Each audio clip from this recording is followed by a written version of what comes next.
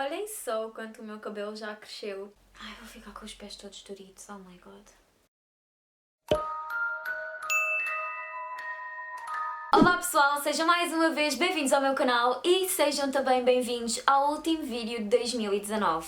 Isto é um bocado estranho de se dizer porque eu sinto que 2019 foi o meu melhor ano no YouTube, mas também foi o meu pior ano porque eu não estava à espera que o meu último ano de faculdade fosse tão exigente e complicado e muitas das vezes eu não dava conteúdo de qualidade como eu queria. No entanto, o meu maior objetivo para 2020 é trazer-vos sempre conteúdo de qualidade e eu vou esforçar-me imenso para que isso aconteça. Portanto, se vocês gostarem de vídeos de crime, desaparecimentos, sei lá, pessoas desaparecidas, assassinos em série, coisas estranhas, então subscrevam aqui ao canal porque em 2020 esse conteúdo vai estar em peso aqui no canal. Caso vocês não saibam, eu criei a série O que Aconteceu este ano e foi, aliás, o primeiro vídeo de 2019. O primeiro vídeo de todos foi o que aconteceu à Princesa Diana, que foi o primeiro vídeo da série, e por isso eu decidi que também ia acabar 2019 com a série O que Aconteceu. É mais emocional, mais sentimental e por isso eu decidi trazer-vos o que aconteceu à Chloe Ewing. Se vocês não conhecerem este caso, então fiquem até ao final do vídeo porque é daqueles casos super interessantes. Chloe Ewing era uma modelo e como vocês sabem, os modelos costumam viajar muito frequentemente porque elas têm trabalhos em todas as partes do mundo. Elas têm sessões fotográficas,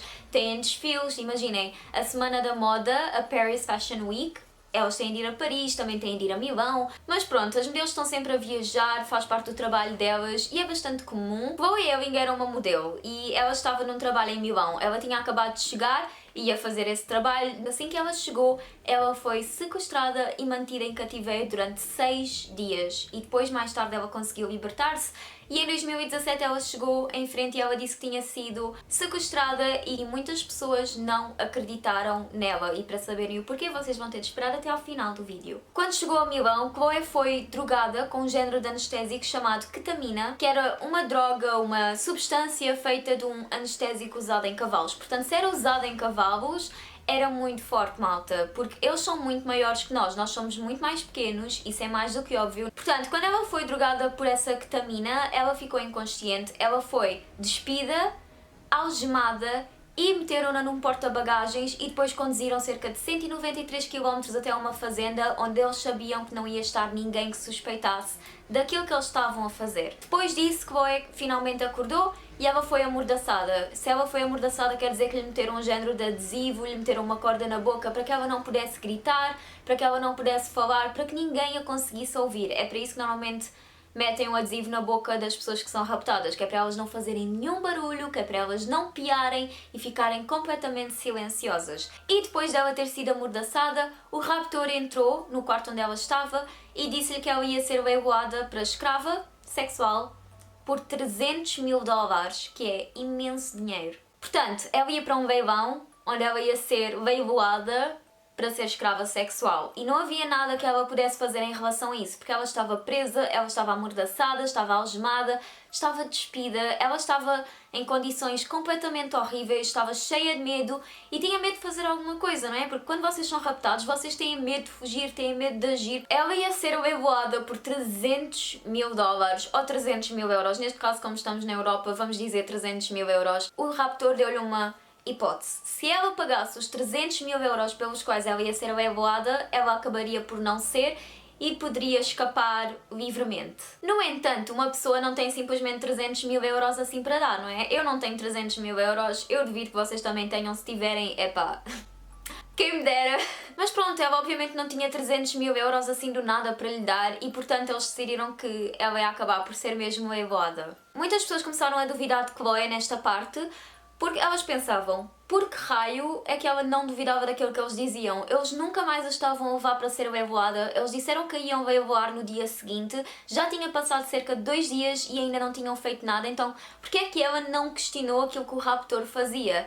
E ela respondeu que, ao início, ela não suspeitou de nada porque ela pensava que eles estavam a dizer a verdade, simplesmente. E ela tinha medo de pensar que poderia não ser a verdade. Para além de que, quando ela perguntava alguma coisa, o raptor respondia com muitos detalhes pelo que ela pensava que era mesmo verdade. Na opinião dela, no ponto de vista dela, uma pessoa, um raptor, não podia simplesmente inventar aquilo na hora. Sinceramente, as pessoas podem fazer aquilo que quiserem, eu também consigo mentir e também consigo inventar montes de coisas no preciso momento, Por isso muitas pessoas continuaram sem acreditar nesta parte da história de Chloe. Vamos passar à parte mais interessante deste caso, malta. Eu não sei se vocês alguma vez ouviram falar do síndrome de Estocolmo ou do Stockholm Syndrome. É um síndrome, basicamente, não é bem um síndrome, mas é o nome que é utilizado para caracterizar aquilo que acontece no relacionamento de uma pessoa que foi raptada e entre o raptor.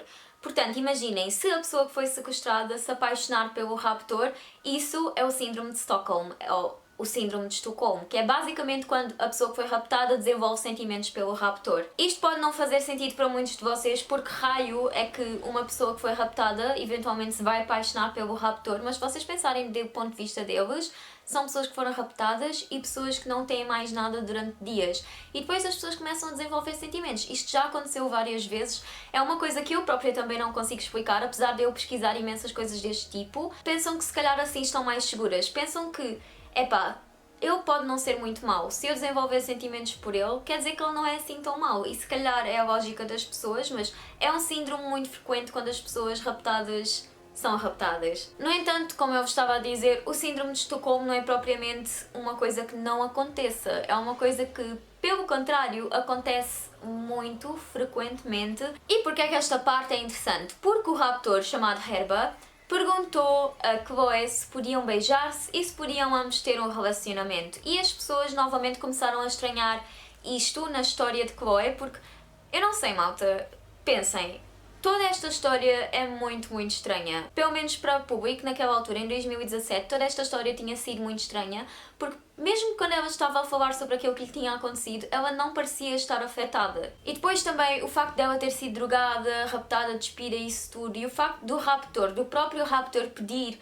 para ela o beijar e para eles terem um relacionamento, as pessoas acharam isso tudo muito estranho, mas vamos pensar, ela era uma modelo. Apesar de não ser uma modelo muito conhecida, se calhar ele tinha algum género de fetiche por ela, algum género de fascínio e foi por isso que a raptou. Eu não percebo porque é que as pessoas partem logo para duvidar daquilo que os outros dizem. Especialmente numa situação de rapto, nós não devíamos duvidar da pessoa que foi raptada e da história que a pessoa está a contar, porque somos todos inocentes até ser provado o contrário, não é? Chloe, no entanto, em vez de ver isso como um género de possibilidade de ter uma relação com o raptor, ela viu como uma possibilidade de poder fugir. Ela pensou que se ele se apaixonasse por ela, ou se ele pensasse que ela estava apaixonada por ele, então ela conseguiria fugir dali. Portanto, ela alinhou naquilo que Herba lhe pediu, naquilo que o raptor lhe pediu. Ela foi bastante inteligente nisto, malta. Aprendam para se alguma vez, esperemos que não, mas se alguma vez isto vos acontecer, sejam sempre inteligentes e pensem sempre em todas as possibilidades que foi o que ela fez.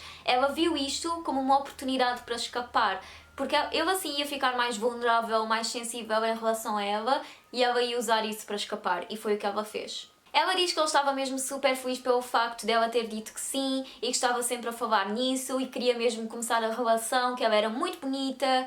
É muito estranho, malta. O gajo era muito estranho, mas lá está. Se raptam uma pessoa, então obviamente são psicopatas, portanto já nada me deixa chocada. Ela diz que eles falavam muito e que estavam sempre a falar e que quanto mais falavam, mais criavam uma ligação e que isso estava a deixá-lo cada vez mais vulnerável, cada vez mais apaixonado por ela, cada vez mais feliz.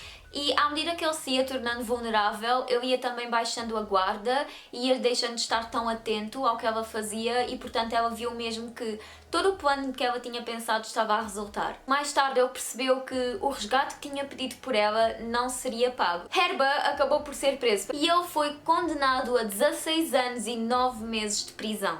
16 anos e 9 meses de prisão. Em sua defesa, Herba disse que já conhecia Chloe, que estava apaixonado por ela e que apenas a raptou para criar um género de escândalo, de forma que ela pudesse ter publicidade extra para a sua carreira de modelo. Chloe disse que por acaso Herba já lhe tinha pedido em amizade no Facebook há cerca de 2 anos e que ela não percebia os motivos dele, que muito provavelmente era um género de obsessão que ele tinha por ela e sinceramente é mesmo isso que parece. Ele se calhar tinha mesmo uma obsessão por ela, estava sempre a persegui-la e ela própria diz que se calhar foi por isso que ela a raptou, porque estava obcecado, fascinado, tinha um género de fetiche. Quando Chloe voltou ao Reino Unido após ter sido libertada, após ter escapado dos dias de cativeiro em que ela esteve, as pessoas dizem que foi muito estranho, porque ela estava em casa e estavam muitos jornalistas à porta da casa dela para lá das grades e ela simplesmente saiu com um tank top de alcinhas, saiu com um top super curtinho, os calções de ganga super curtinhos, a sorrir, parecia que não estava nada incomodada com aquilo que lhe tinha acontecido e ela tinha acabado de regressar a casa, ela tinha acabado de ser raptada e muitas pessoas acharam estranho o facto dela responder às perguntas e parecer que não se estava a importar com nada daquilo, parecia que ela estava a gostar de ter a atenção toda em cima dela. Em sua defesa, Chloe disse que estava genuinamente feliz porque ela estava em casa e pensava mesmo que isso não ia acontecer nunca mais. Ela pensava que ia ser raptada e pensava que a iam matar e portanto ela disse que estava feliz por estar em casa e que a escolha de roupa foi assim porque ela tinha estado assim no avião. Ela tinha acabado de chegar de um voo e estava a comunicar com os jornalistas e ela disse que estava simplesmente vestida com a roupa na qual ela viajou. Chloe disse também que ela estava a ser simplesmente ela própria e ela pensou que ao falar com os jornalistas eles se iam embora. No entanto, isso não aconteceu. Eles continuaram à porta da casa dela. Ela pensou que se olhasse para aquilo que lhe aconteceu como se não tivesse sido muito importante para ela, ela conseguiria recuperar mais facilmente. E isso até tem lógica. Se vocês olharem para uma coisa e não lhe derem tanta importância, vocês recuperam mais facilmente. No entanto, estamos a falar de um sequestro. Estamos a falar de um rapto, é uma coisa muito mais séria. Todos nós temos formas diferentes de lidarmos com aquilo que nos acontece. Portanto, ela lidou desta forma e só por ela lidar desta forma as pessoas não têm de dizer que aquilo que lhe aconteceu não a afetou, porque de certeza que afetou, afeta sempre. Mas a forma como nós lidamos com as coisas que nos acontecem na vida é isso que nos define. Portanto, malta, chegamos ao final do vídeo. Eu espero que vocês tenham gostado. Eu sei que é um caso bastante confuso, porque não há muita informação sobre este caso, o que é um bocado estranho, não é? Mas pronto. Subscrevam aqui ao canal se vocês gostarem deste tipo de conteúdo. Sigam no meu Instagram, que é Nikki Ariana. Eu desejo-vos umas boas entradas em 2020. Não fiquem assustados por estarmos numa nova década. Eu espero mesmo que vos corra tudo bem em 2020 e consigam fazer tudo aquilo que vocês querem. Espero mesmo que vocês tenham gostado do vídeo. Então, adeus e até ao próximo sábado.